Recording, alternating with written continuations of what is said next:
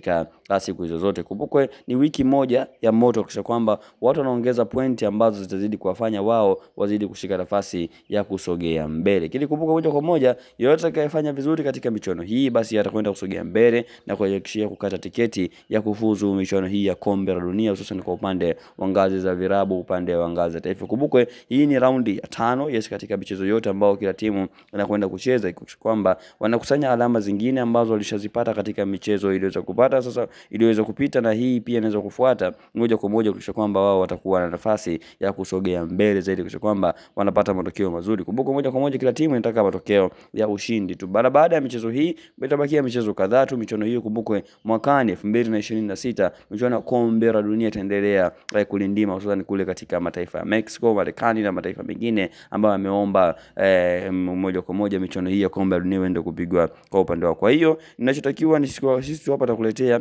taarifa zote ambazo zinahusu hususan michezo hii ya World Cup qualification kwa upande wa CAF group stage, ambapo